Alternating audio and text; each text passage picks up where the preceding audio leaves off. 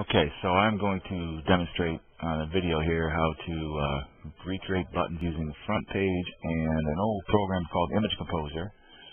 I know we did the assignment yesterday for Magical Design, but we're going to do the one today for Mike's Mining, and you can see that it's very similar. It even has kind of the same set of instructions. So we're going to go through and do that again, so just in case you need to see it again, it'll be super for you. Okay? So create a new page. In front page, create a new page. So we did that.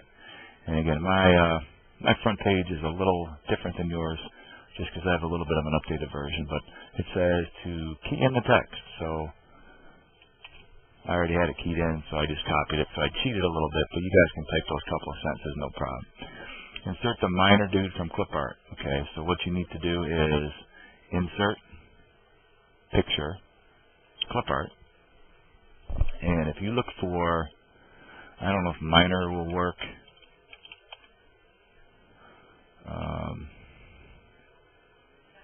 He'll come up here shortly. I think I might have done worker instead. That might work better for you.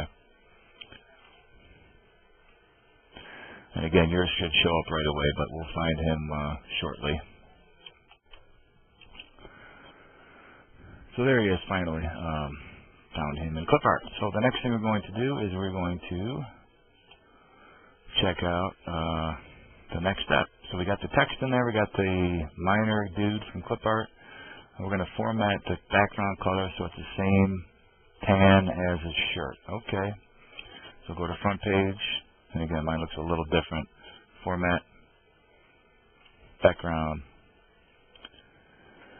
And then we're going to use our eyedropper tool that we're becoming familiar with to pick a background color that matches his shirt. Okay, you don't have to always match stuff up. It's just kind of a good idea design-wise. So we'll pick up a nice tan color and hit OK. Okay. Now you can see that dark tannish color is in the website. Okay. Next thing we're going to do, we are going to open up Image Composer. You can do that. I already have mine open, but you just go to Start, Programs, Image Composer, and then Image Composer, and then hit on Open, and that will open up this right here. Okay, so the next step is to copy the minor guy, the worker, from your front page over to your Image Composer. So we're kind of working together with these to create, kind of a color scheme. And this is our reference material to match up the colors exactly. Okay. Now that we have him over there, we can start with the next step, which is to pick the right color, create the rectangles and the text. So we want a yellow rectangle, and then we want the olive color text from his overalls, olive green. Okay, so we'll kind of show you how that works. So I go back here. I changed my color. This is from yesterday when we did the wizard dude. I'm going to pick a color of nice bright yellow from his helmet using the eyedropper. Hit OK. Then I'll create a rectangle. Click the Shapes tool. That'll pop up. Click the Rectangle tool. Draw. Then hit Create. Then I'm going to use my text tool, double click, pick the overalls color of olive green, hit OK, and then you start typing in your text with your text tool. Okay, the text tool is just this letter A right here. Let me show that again. I kind of skipped over that. When you're ready for the text tool, you just hit this A, double click, pick your correct color that you want using the eyedropper, hit OK, OK. And then just click anywhere in the rectangle and start typing. Once you click off it, you can resize it so it kind of fits in your rectangle a little bit more proportionally. Alright.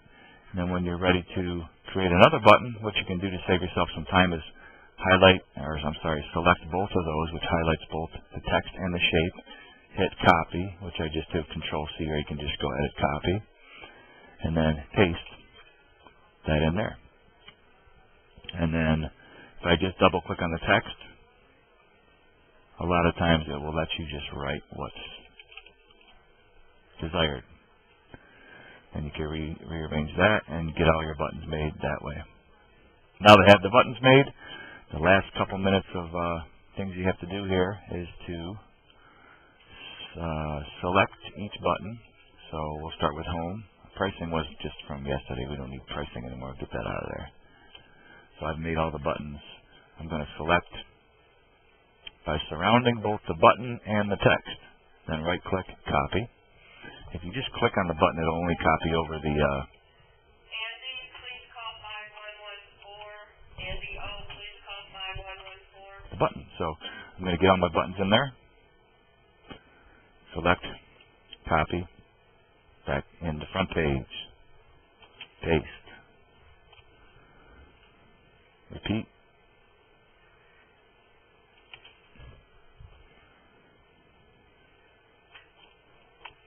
and just basically put them over there. Oops. Okay. So you can see how I've copied and created each of those buttons over at the front page. Now I have my text, my graphics, and my buttons all over there. And I'm pretty much done using Image Composer for now. And all I will do then is to insert a table, which will help me arrange the text and the graphics together. And I'm going to do, let's do 6 rows, or maybe 5 rows will be fine, and 2 columns. And then I can just drag and drop all the additional page elements into the table. Okay, so this may be a little old-fashioned of a program, and tables, there's a bunch of different ways that people use now to arrange websites, like CSS and different other programs that are a little bit more up to date. But this is kind of what I know, so this is what you get taught. Sorry about that, but it gets the job done. This is the way I do my website, and this is what software we have. So, and you just kind of put in the title.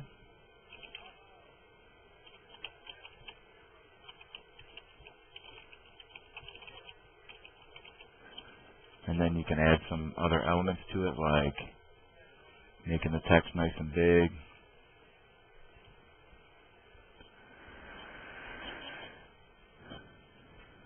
You can change the font color if you want.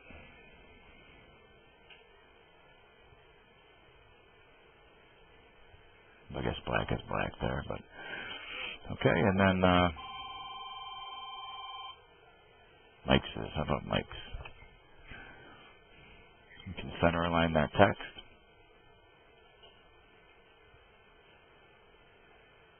We can maybe make this like a gray color. I don't know, just to change things up.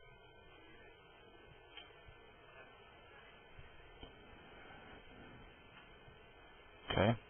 And then we'll just take this and we'll put it and drag it and drop it into this. Oops.